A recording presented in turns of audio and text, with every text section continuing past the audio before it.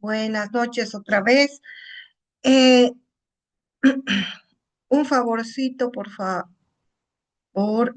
Em, Me están diciendo que en la lista no están leyendo y están saltando los horarios. Por favor, vean bien eso ya para no sacar a los compañeros cuando ya se anotan. Una compañera me dice que ya se había anotado y la han sacado de la lista. Ahora está en la última. O sea, por favor, no se pueden arreglar entre ustedes. Ya no me da tiempo para hacerlo yo.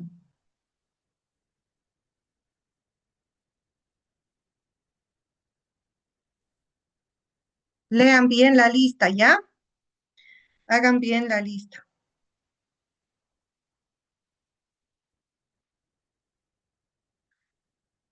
Continuamos, por favorcito. Me interrumpen si tienen preguntas.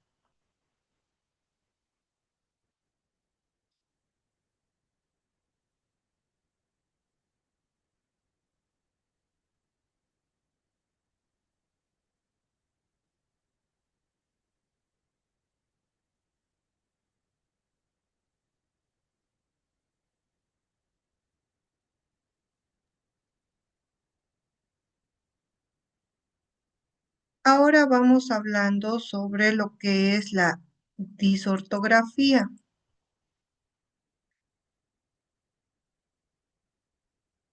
que está dentro de los trastornos de aprendizaje específico. La disortografía se refiere a la escritura cuyo trazo de las letras afectan en su legibilidad, tienen trastornos en la coordinación de los movimientos. ¿Cuáles son los indicadores? La desmotivación al escribir, lentitud para escribir, la mala ortografía, sucede porque no están concentrados, escriben de manera que no es adecuada, no tiene en cuenta las reglas ortográficas, la fatiga al escribir, no se cansan con facilidad, mala fragmentación de la palabra o la frase, alteraciones en el manejo del espacio gráfico, como les decía, pueden utilizar, escribir yéndose hacia arriba, yéndose hacia abajo, o las palabras no respetar los espacios de las letras, ¿sí? La distorsión en la forma de la letra, la omisión, la sustitución, adición, que aumentan letras, o inversión de los grafemas o de las letras. No tiene una buena pinza.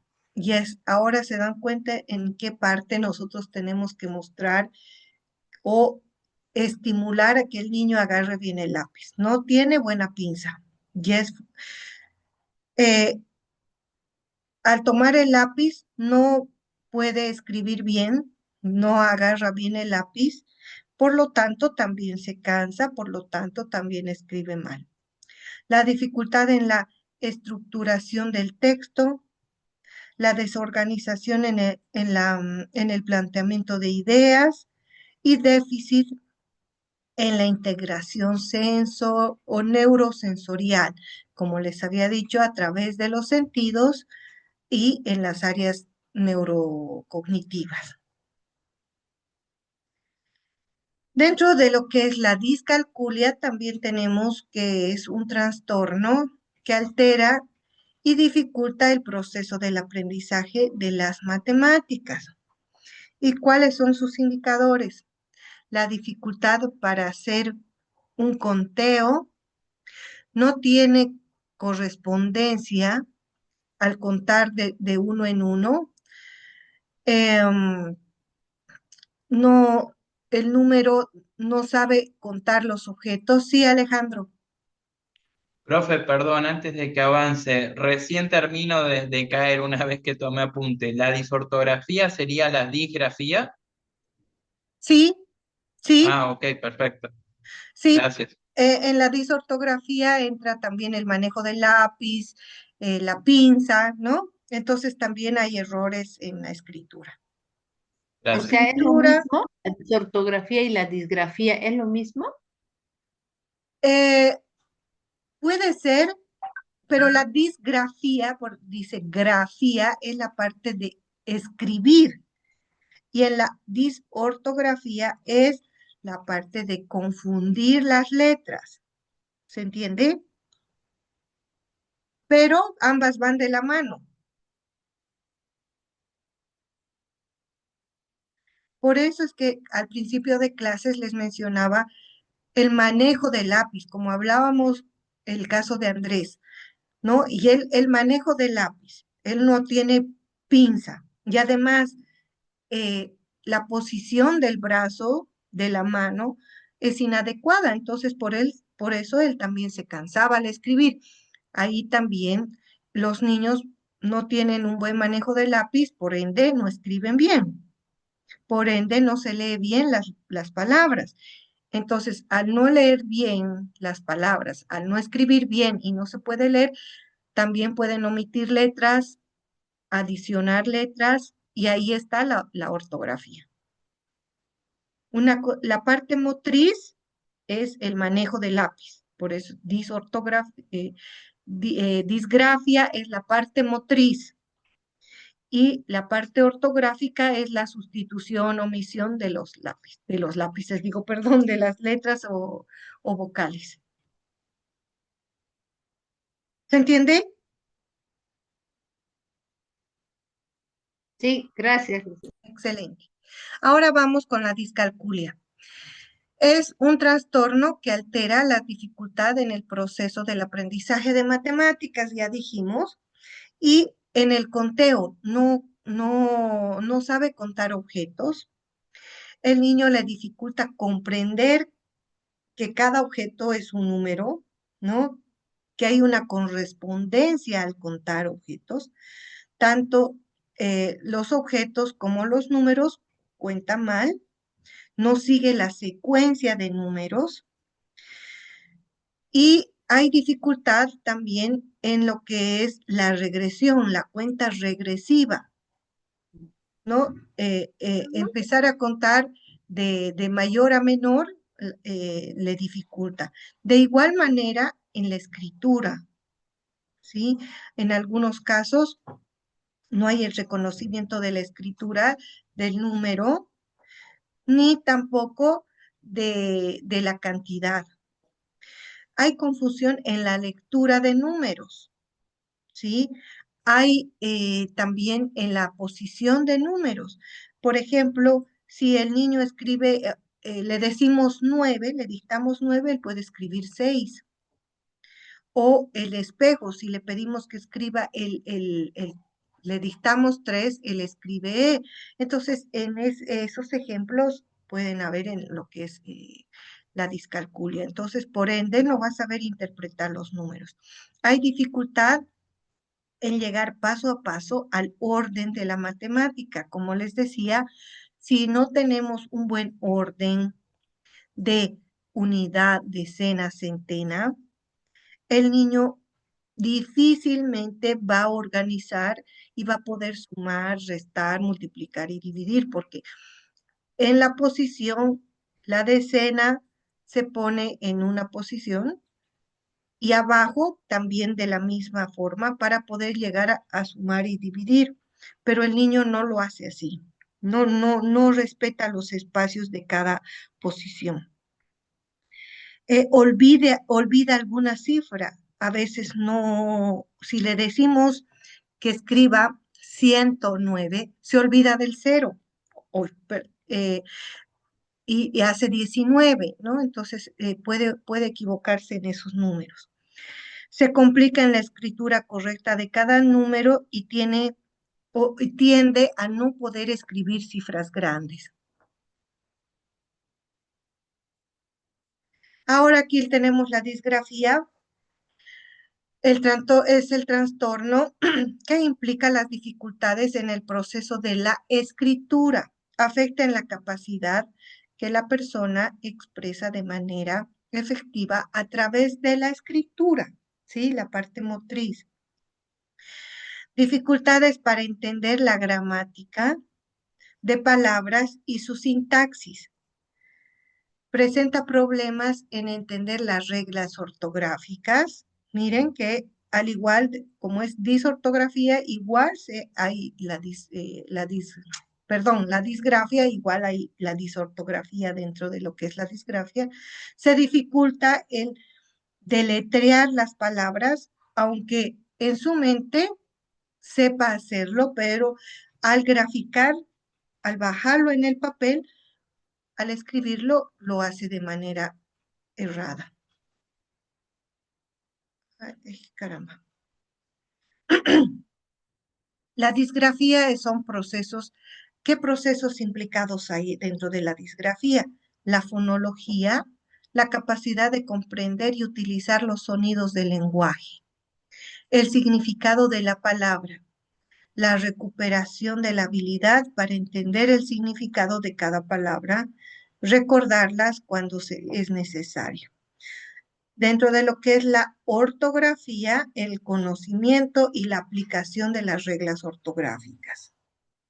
La organización también, la capacidad de estructurar el orden de ideas coherentes y sobre todo las funciones ejecutivas, como les había dicho, que también afectan, que es el conjunto de habilidades de las funciones superiores en las cuales implica la memoria, la planificación, la atención, el control inhibitorio y la secuenciación. Ahí. Ahora vamos a hablar sobre los trastornos específicos del aprendizaje no verbales, que ayer les decía que están dentro de los no verbales, están dentro de los específicos. Afectan habilidades no verbales como la coordinación motriz, la percepción visual, espacial y la resolución de problemas abstractos. ¿Cuáles son sus características? La dificultad con actividades que requieren coordinación en la escritura, en el deporte, torpeza motriz, problemas para interpretar señales no verbales, como la expresión facial o los gestos. Ellos no pueden interpretar si les ponemos una cara triste, una carita feliz. Las dificultades espaciales y la temporalidad. ¿Cuáles son los síntomas de estos trastornos? Que están relacionados con las analogías, perdón, he escrito, anomalías en el funcionamiento del hemisferio derecho del cerebro, que es responsable de las habilidades no verbales y visuales. Las causas pueden ser genéticas o adquiridas, como una lesión en el desarrollo, en el neurodesarrollo del niño. Entonces, este impacto que tiene en la vida diaria puede ser en la parte académica, con las dificultades en la asignatura como las matemáticas, la geografía, las ciencias. Problemas en trabajos prácticos o exámenes que implican habilidades visuales o espaciales. En la parte social tiene problemas para hacer y mantener amistades debido a su dificultad para leer señales sociales, como ellos no interpretan los gestos faciales, entonces tiene mucha dificultad en este aspecto. Tendencia al aislamiento y a los malos entendidos con interacciones sociales con sus pares o con personas adultas. En cuanto a lo familiar y a lo emocional, presentan baja autoestima por no cumplir las expectativas deseadas por la otra persona. Esto también le provoca ansiedad, frustración ante ciertas tareas que requieren habilidades específicas, ¿no? En cuanto a la lectura de la cara, en cuanto a expresiones emocionales. Los trastornos del desarrollo de la coordinación también están dentro de lo que son los problemas, o perdón, los trastornos específicos del aprendizaje, y estos trastornos del desarrollo de la coordinación también están los trastornos de los movimientos estereotipados y los trastornos de tics, incluyendo el trastorno de Tourette y el trastorno de tics motores verbales persistentes, que en algunos casos son crónicos. Son diagnosticados, reconocidos dentro de lo que son los trastornos motores y los trastornos del neurodesarrollo en el DSM-5.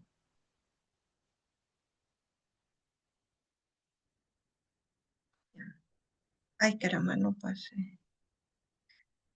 Eh, ¿Cuáles son los criterios?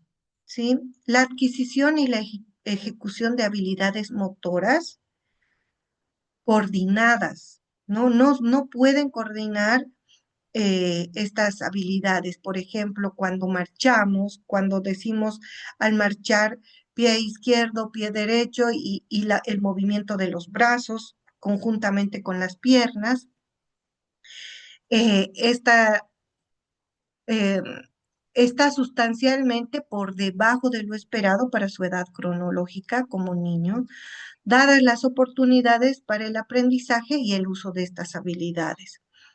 Esto se manifiesta también con la torpeza, ¿no? Al estar caminando o al estar haciendo alguna actividad puede caerse con frecuencia o tener lentitud en algunos movimientos o ser inexactos en alguna posición o en algún movimiento al realizar estas habilidades motoras. Al agarrar objetos, ¿no? Cuando lanzamos, al jugar con la pelota, al pasa pasa, el niño no puede agarrar la pelota en ese momento, ¿no? O lo hace caer el objeto o espera que rebote la pelota para agarrar, no lo agarra en el aire.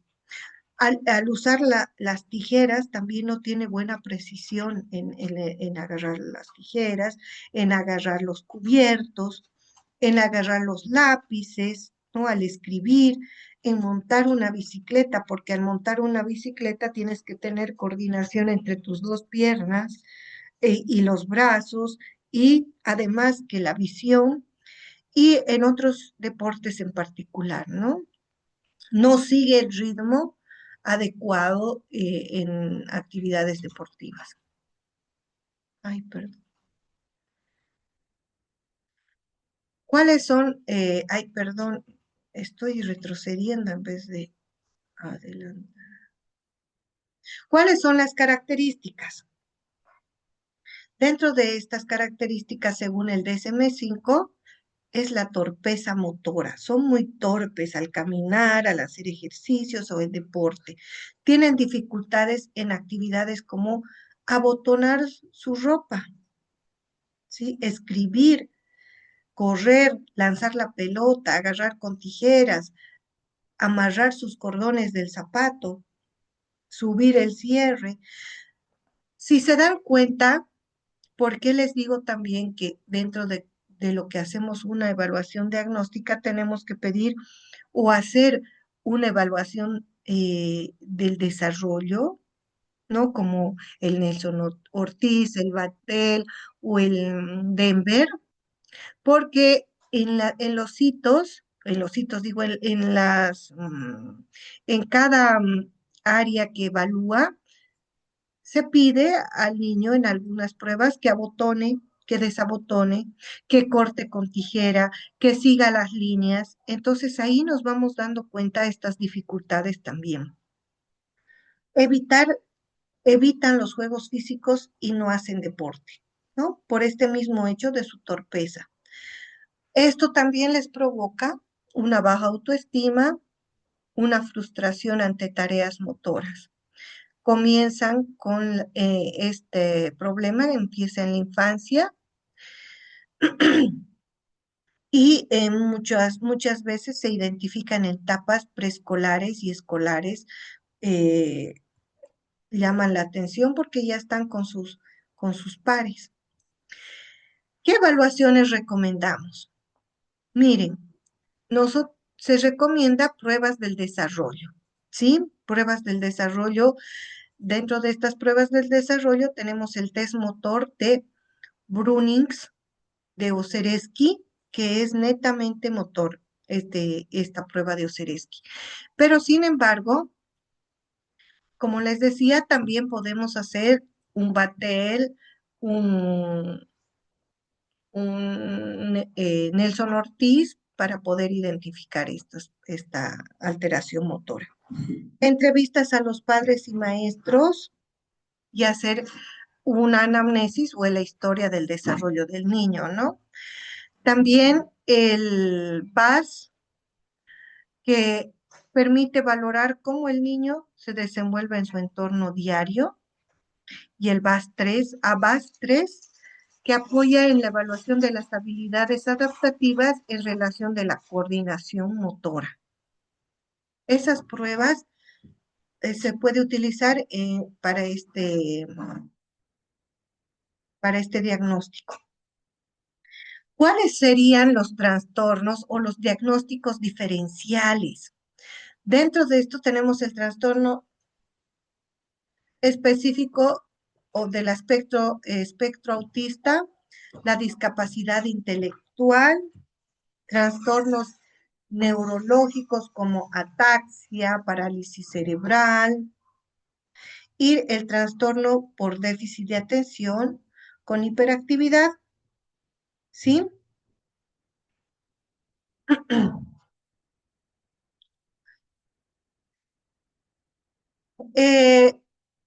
Vamos a ir viendo dentro de los especificadores del DSM-5 con o sin comportamiento autolesivo.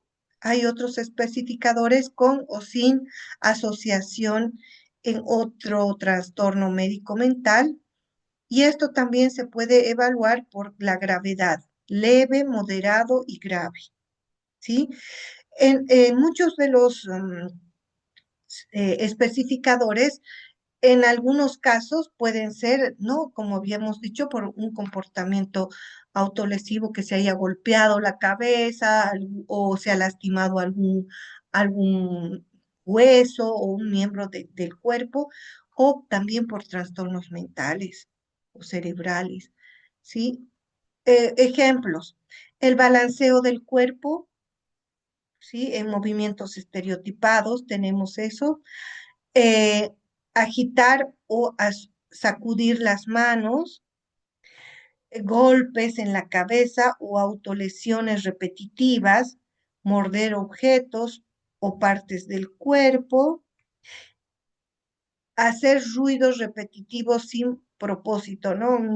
O cuando están comiendo o cuando están sentados o haciendo tareas, hacen, ¿no? Ruidos repetitivos. Ay, caramba. Me pasé, ¿no? Un minutito, no sé qué pasa con mi mouse. Ya hemos visto, estamos en el TEA, no, ya. Eh, Esto ya hemos visto. Ay, Licenciada, sí, no sería diferencial, sería comorbilidad, porque se parecen los síntomas, ¿no ve? De los diagnósticos, no. eh, Lo puede que ser, digo, puede ser comorbilidad en algunos casos, pero en otros no. Ahorita le voy a. Por ejemplo, dentro de lo que es el aspecto autista, puede haber estos movimientos estereotipados, sí, pero las otras características no, como la torpeza, ¿no? En el TDA también, ¿no? Los niños son más impulsivos, pero no son impulsivos al correr, al hacer, pero en algunos movimientos, si tú le pasas la pelota, el niño recibe la pelota en el aire. En cambio, cuando tienen esta mala coordinación motriz, no la pueden recibir. Ah, ya. Entonces, hay diferencias en algunas cosas. Entonces, por eso es diferencial. No todos los síntomas son iguales. Ya. Ahora vamos a hablar de los trastornos del movimiento estereotipados, que es una condición característica por movimientos repetitivos, ritmos y sin propósito que no tienen una función específica, ¿no?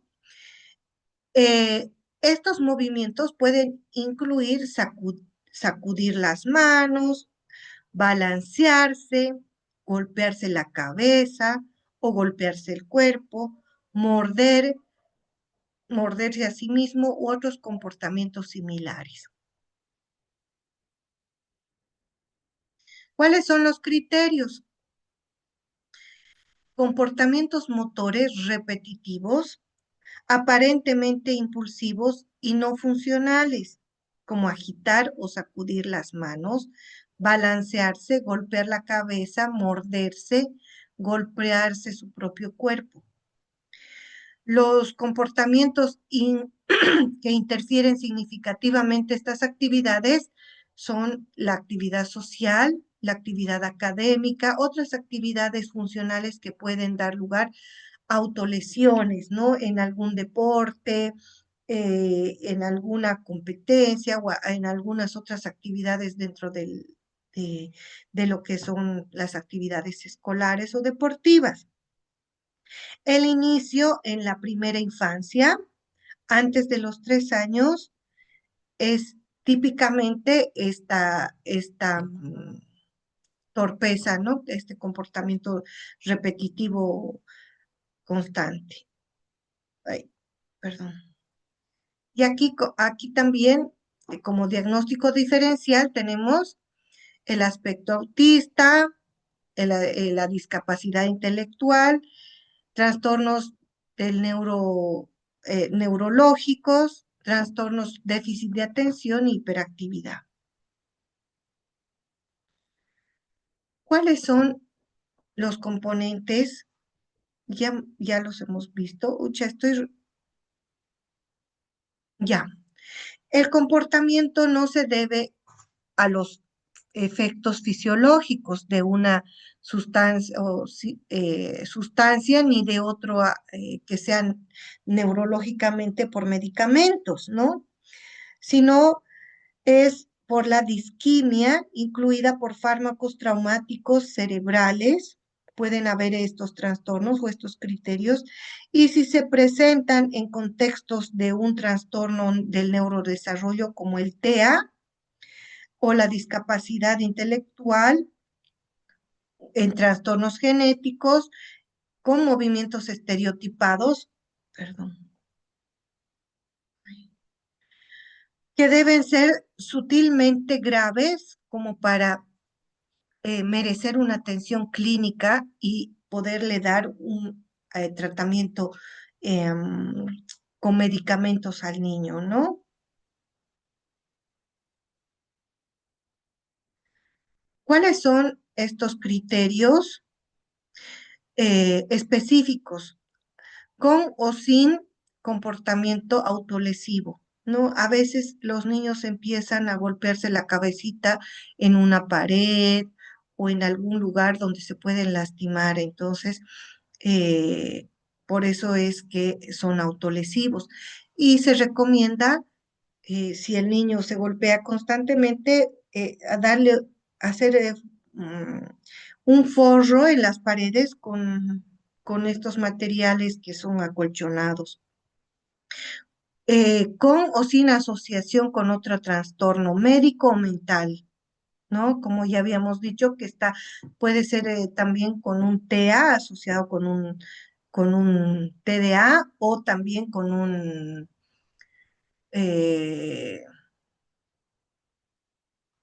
del espectro autista. Y también se va viendo la gravedad, ¿no? De leve, moderado y grave. ¿Cuáles son los ejemplos de estos movimientos estereotipados? El balanceo del cuerpo, agitar las manos, golpes o autolesiones repetitivas, morder objetos o partes del cuerpo, hacer ruidos repetitivos.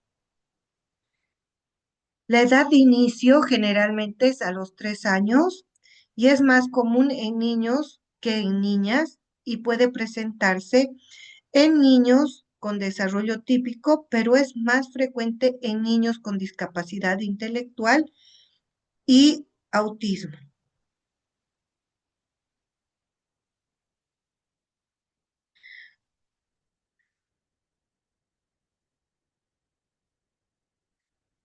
La evaluación y el diagnóstico. ¿Cuáles son los instrumentos útiles?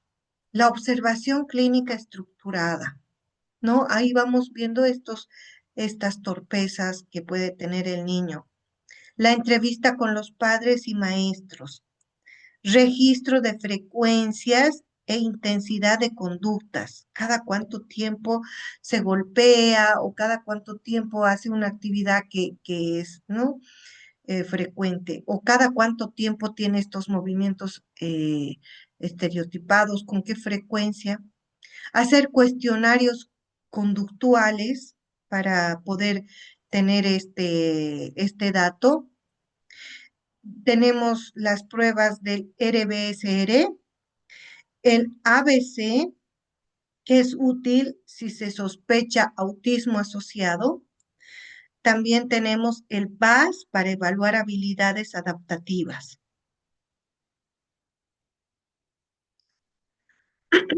El diagnóstico diferencial, en el cual tenemos que tener cuidado para hacer o diferenciar de estos trastornos. Por ejemplo, los trastornos del tics, como el síndrome de Tourette, el trastorno obsesivo compulsivo, donde hay rituales, ¿no? Tienen intención o alivio de esta ansiedad, entonces por eso es que repiten constantemente movimientos, mientras que los estereotipados son automáticos, ¿no? En cambio, en el del TOC son por ansiedad, ¿no? Uno ansiosamente se lava las manos, eh, ya son otros tipos de síntomas para poder diferenciarlos.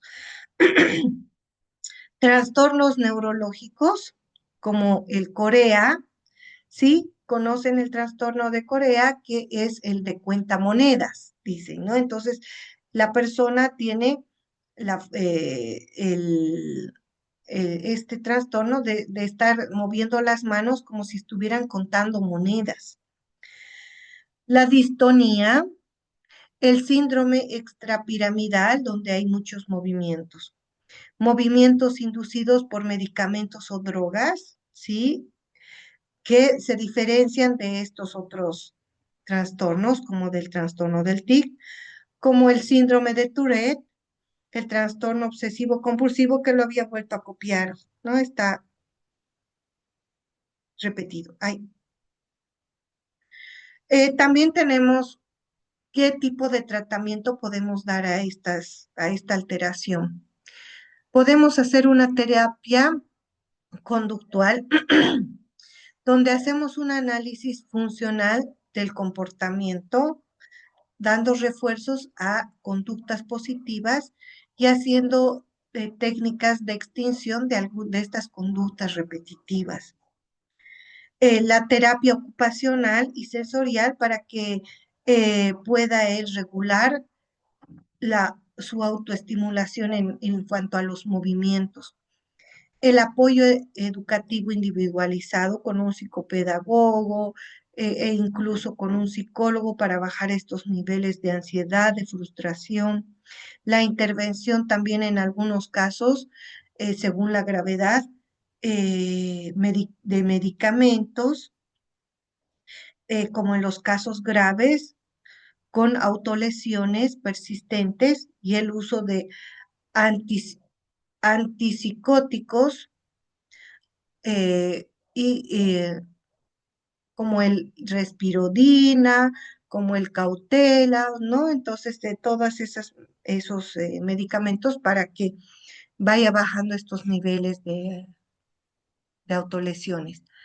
El síndrome de Tourette y otros trastornos por TIC, que es otro de los trastornos que vamos a ver dentro de lo que son los trastornos específicos del aprendizaje, que están dentro de lo que son los de coordinación y movimiento.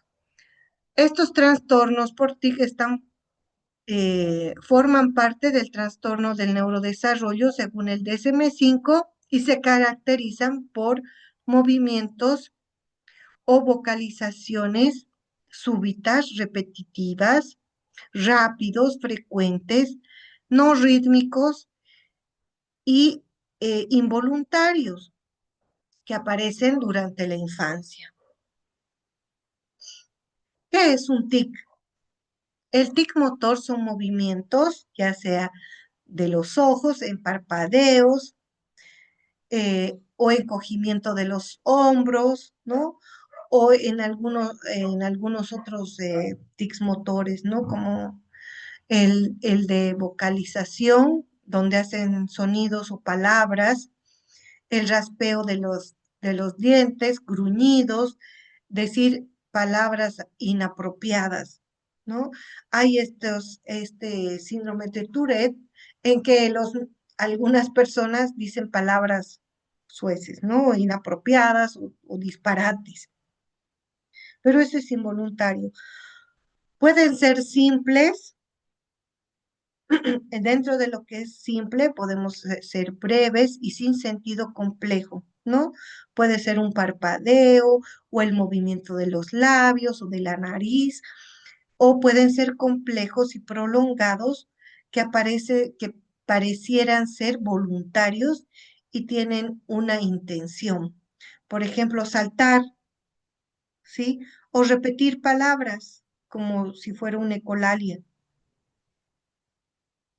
Trastornos por el TIC, según el DSM-5, tenemos los criterios de la persistencia de tics motores múltiples por al menos uno o más tics vocales.